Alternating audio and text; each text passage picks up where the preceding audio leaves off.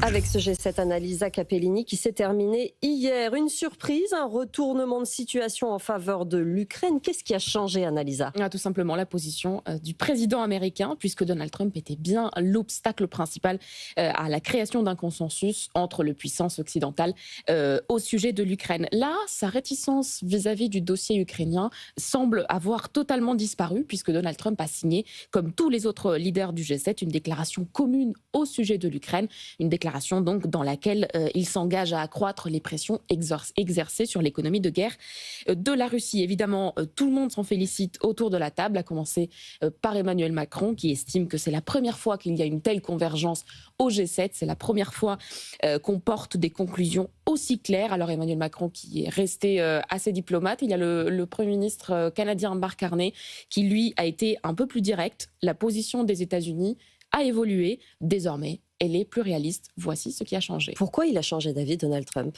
Alors, il y a plusieurs explications. D'abord, Donald Trump aurait été ému en voyant les images de la cathédrale de la Dormition, cathédrale qui a été fortement endommagée par des frappes russes. C'est ce qu'ont raconté plusieurs personnes qui étaient présentes au G7. C'est une cathédrale historique de Kiev, c'est un des symboles de l'Ukraine et c'est aussi un symbole évidemment de la chrétienté que Donald Trump veut défendre. Donc là, c'est une explication plutôt émotionnelle. Alors oui, c'est vrai que le président américain a parfois des prises de position assez impulsives. En réalité, au-delà de cette explication émotionnelle, il y a d'autres facteurs aussi.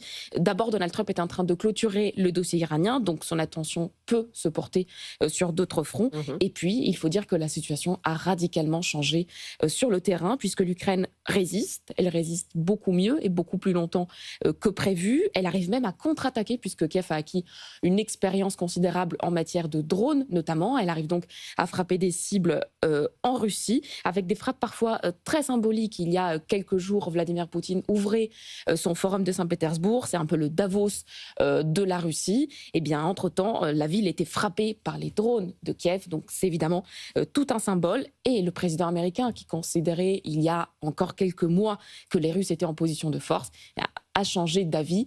Ce qu'il a dit pendant une séance photo, c'est que la Russie devrait conclure un accord. Vous voyez le changement de position, ce n'est plus les Ukrainiens qui doivent lâcher, c'est la Russie qui doit conclure un accord. Il nous reste très peu de temps, les pourparlers avancent réellement ?